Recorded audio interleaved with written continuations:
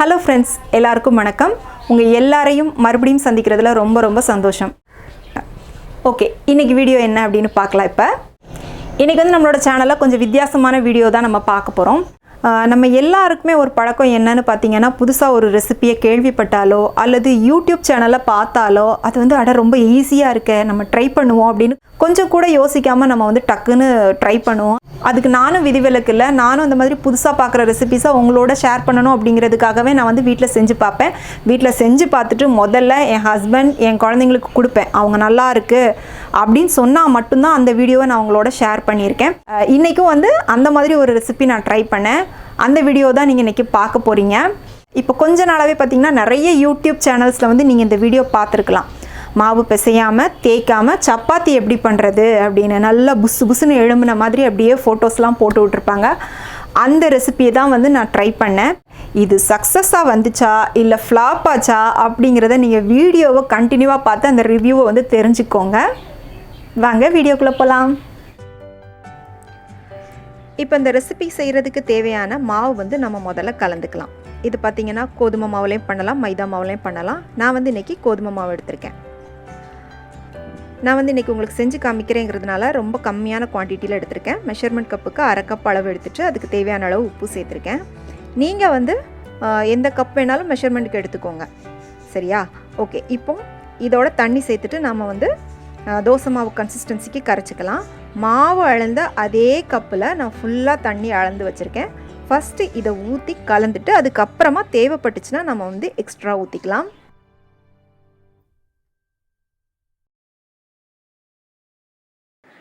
இப்போ பார்த்திங்கன்னா இன்னும் கொஞ்சம் தண்ணி ஊற்றணுன்னா கரெக்டாக இருக்கும். இப்போ மாவளந்த கப்பில் இன்னொரு 1/2 கப் தண்ணி ஊற்றிருக்கேன். அதிலிருந்து பாதியை மட்டும்தான் இதில் ஊற்றிருக்கேன். இப்போ டோட்டலாக பார்த்திங்கன்னா மாவு அளந்த கப்புக்கு 1.25 கப்பு தான் வந்து நான் தண்ணி ஊற்றிருக்கேன். இப்போ இதை வந்து நம்ம வந்து தோசை மாவு ஊற்றும் பார்த்திங்களா, அந்த கன்சிஸ்டன்சிக்கு கலந்துக்கணும்.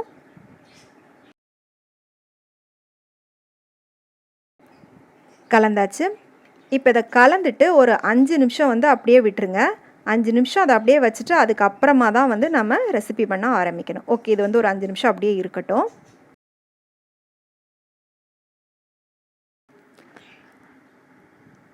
இப்போ 5 நிமிஷம் கழித்து ரொம்ப சிம்பிள், நம்ம தோசை ஊற்றுற மாதிரி தான்.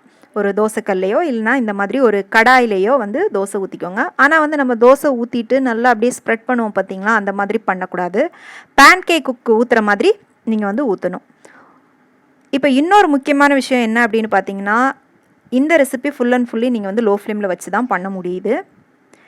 இப்போ லோ ஃப்ளேமில் வச்சு நம்ம வந்து இதை வேக விடும்போது கொஞ்சம் நேரத்தில் ஒரு நிமிஷத்துக்குள்ளே பார்த்தீங்கன்னா இந்த மாதிரி தோசை மேலே வந்து கொஞ்சம் நல்லா கலர் வந்து ஃபுல்லாக மாறிடும். அந்த வெள்ளை கலர் வந்து கம்ப்ளீட்டாக உங்களுக்கு வந்து மாறிடும்.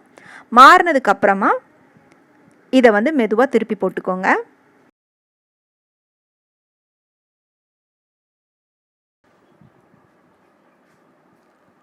ஓகே, திருப்பி போட்டாச்சு. இப்போ இது வந்து இன்னும் கொஞ்சம் கூட நல்லா வேகட்டும். இப்போ பார்த்தீங்கன்னா டோட்டலாக 2 நிமிஷம் ஆயிருக்கு. இது என்னவோ பார்க்குறதுக்கு தோசை மாதிரி தான் இருக்குது. இது மேலே பார்த்தீங்கன்னா இப்போ லைட்டாக குட்டி குட்டியாக அப்படியே வந்து பபிள்ஸ் வந்து எழும்பி வர ஆரம்பிக்குது. நீங்கள் பார்க்கும்போது தெரியும்.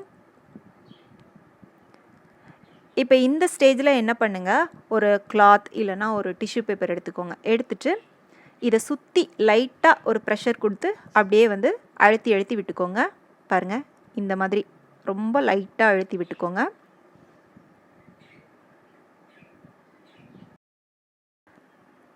நம்ம அழுத்தி அப்படியே இந்த மாதிரி சுற்றி விட பார்த்திங்கன்னா அந்த பபிள்ஸ் எல்லாம் இன்னும் கொஞ்சம் கூட நல்லா பெருசாக வருது.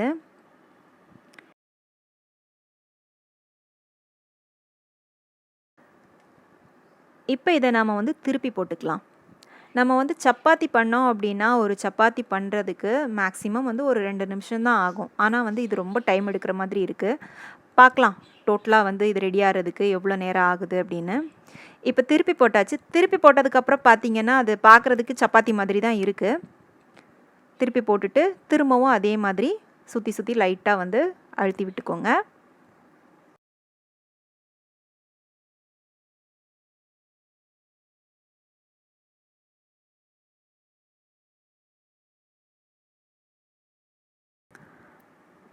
இப்போ திரும்பவும் திருப்பி போட்டுக்கலாம்.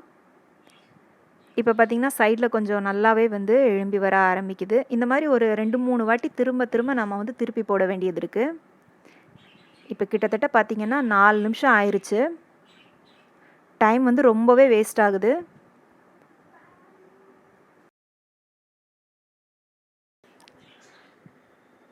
பாருங்கள், நல்லாவே எழும்பி வருதுங்க.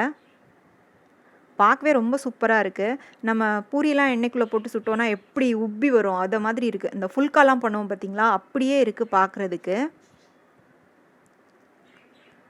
பாருங்கள், நம்ம சப்பாத்தி வந்து வீட்டில் பண்ணோன்னா கூட இந்த அளவுக்கு எல்லா டைமும் வந்து நல்லா புசு புசுன்னு எழும்பி வருமான்னு சொல்ல முடியாது. அந்த அளவுக்கு பர்ஃபெக்டாக வந்திருக்கு. பார்க்கவே அப்படியே ஒரு சந்தோஷமாக இருக்குது. எனக்கு இது வரைக்கும் இந்த ரெசிபி ஓகே தாங்க. ஆனால் டைமுன்னு பார்த்திங்கன்னா ரொம்ப வேஸ்ட் ஆகுதுங்க.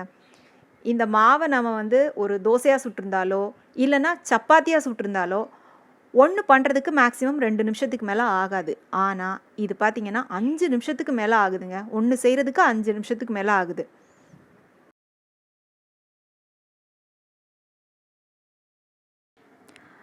ஓகே, இப்போ இதை வந்து நம்ம கடாயிலேருந்து எடுத்தாச்சு. இப்போ இதை பார்க்குறதுக்கெலாம் பார்த்திங்கன்னா அப்படியே வந்து சப்பாத்தி சுட்டு வச்ச மாதிரி தான் இருக்குது. இது அது மாதிரி நம்ம தொட்டு பார்க்கும் போதும் இதோட டெக்ஸ்சர் எல்லாமே ஒரு நல்ல சாஃப்டான சப்பாத்தி மாதிரி தான் இருக்குது. பாருங்கள். ஓகே, இப்போ இதை வந்து நான் பிச்சு உங்களுக்கு காமிக்கிறேன்.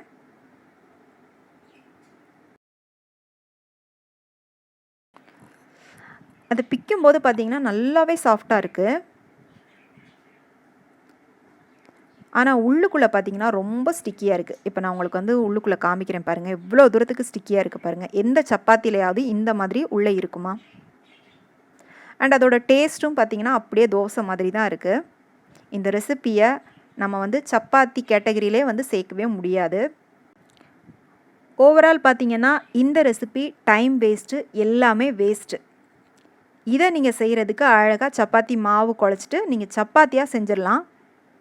டேஸ்ட்டும் நல்லாயிருக்கும், டைமும் சேவ் ஆகும். ஸோ அதனால் யாரும் இந்த ரெசிப்பியை ட்ரை பண்ணாதீங்க. என்ன ஃப்ரெண்ட்ஸ், வீடியோ பார்த்தீங்களா? ரெசிபி பிடிச்சிருந்துச்சா? பார்க்குறதுக்கெலாம் ரொம்ப அழகாக அது வந்து சப்பாத்தி மாதிரி தான் இருக்குது. அதோட டெக்ஸ்சர் எல்லாமே சப்பாத்தி மாதிரி தான் இருக்குது. ஆனால் அதை பிச்சு பார்த்தோன்னா அது தோசை தான். எப்படிங்க தோசை மாவு கரைச்சிட்டு ஊற்றுனா சப்பாத்தி வரும்? ப்ளீஸ் இந்த மாதிரி ரெசிபிஸ் எல்லாம் நீங்கள் பார்த்தீங்க, நீங்கள் ட்ரை பண்ணணும்னு ஆசைப்பட்டீங்க அப்படின்னா அதுக்கு முன்னால் அதை என்கிட்ட சொல்லுங்கள்.